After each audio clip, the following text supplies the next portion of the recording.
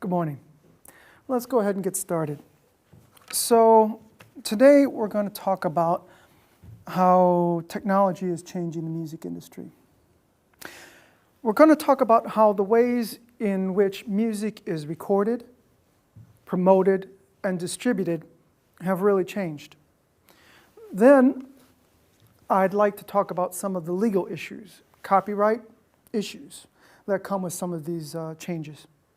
And these raise questions about how to deal with those issues, whether you can really protect against copyright infringement,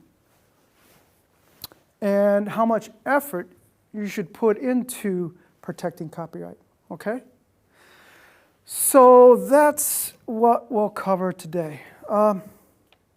First, I'd like to point out that the overall major change has been in the democratization of all the aspects of the music industry. What I mean is, any member of the general public with a relatively new computer, common software, and high-speed access to the internet has the tools needed to create, distribute, and promote music.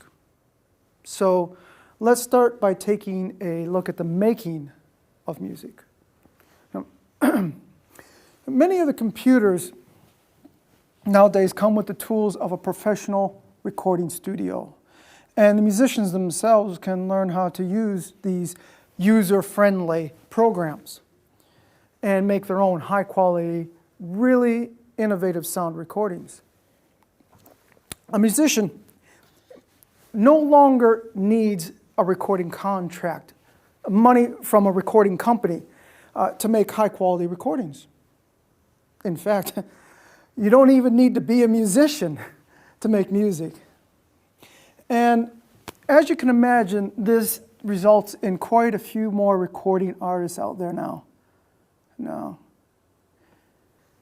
you're probably thinking that with so much music out there, does it make it harder to promote your work so people know about it? Well, not really, because music promotion has been democratized too on the internet. Anyone can be a critic. People post reviews on lots of different music sites such as Amazon.com, Rhapsody.com, and there are also thousands of weblogs, blogs, where people give their opinions on music and where musicians can talk about their music. Many people even create their own audio blogs, radio shows you can download for free. So really, now anyone can be a DJ. These tools for promotion used to belong only to the big music industry companies. But now, they've gone from being in the hands of a few to being in the hands of the many. So, we've talked about how making music and promoting music has been democratized. Now let's look at distribution. Now you probably know that this is the area that has raised a lot of controversy in the past few years. How people get and share music. We all know that digital downloads of MP3 files are now, really becoming one of the most popular ways to get new music for personal use. There are many sites where you can buy single songs or whole albums. Do they still call them that? Maybe I should say collections. I don't know, anyhow. Most people who are downloading music do it by file sharing.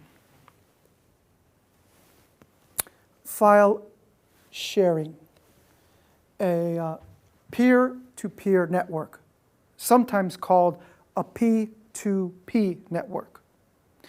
Now, this is a type of internet network that lets its users connect and access files on each other's computers. In other words, sharing music with your friends and families is something that has been going on a long time. But now, you can share your music with people all over the world. You don't need to know them. And this is why it's caused so much controversy. There are legal gray areas about all this file sharing, but most of it is illegal. It violates copyright. copyright, the U.S. laws and international agreements on ownership and rights to distribute, in this case, intellectual property in the digital environment. So the bottom line here is the same tools that make music easier to record, promote, and distribute also make it easier to steal. But who is breaking the law? Who should be punished or restricted? Should the makers of file sharing software or file sharing websites be punished? After all, peer-to-peer networks can be used in legal ways. So that means restricting the use of these networks could make legal distribution of information and music much more difficult. But really, let's be realistic. Even though there are legal ways to use these networks, it's important to note that currently 90% of music downloaded at these types of sites violates copyright. In other words, P2P networks are popular and make money because people are using them to trade music illegally. Now take a look at these statistics. You don't need to write these down. They won't be on the test. Okay. In 2005, in the US, 60 million people used file sharing networks. 2.5 billion music files are traded every month. And though many types of files were traded, that's images, videos, software, 75% of the files were music. These facts raise a lot of questions about copyright in music. How can we stop or at least reduce copyright infringement? This is where the companies that make the technology and the companies and people that make the music disagree. Let me explain. Okay, the music companies and many musicians believe that we need to restrict file sharing on the internet more. They feel companies that make it easy to share files illegally and make money from it should not be allowed to operate. And they want file sharing technology companies to install security devices that make it harder to copy and share music.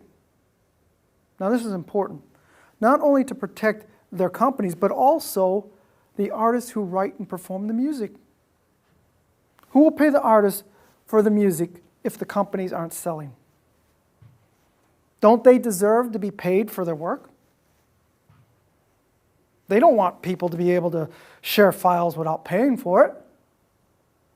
But on the other hand, the file sharing sites and technology companies that develop this technology, they say it's wrong to restrict all uses of the technology just to protect copyright. Do you see their argument? They want this free flow of information, this sharing of ideas and information on the internet, which they say, well, is what's led to some of the most recent technological advances in the world. Restricting internet sharing, they argue, will not just limit file sharing, but limit innovation as well. Then there's this whole other group of people who feel that there is really nothing you can do to seriously reduce copyright infringement. People will continue to do it because they can. And we need to look to new models for how to pay artists and the companies that support them. That restricting file sharing just won't work. So these are the issues that we'll be discussing in our study groups later, okay? First, how has the way you listen to and buy music changed in recent years? What do you think about music file sharing? And what can we do, if anything, to reduce copyright infringement when it comes to file sharing? Okay, So, that's it for today. I'll see you later for these study groups.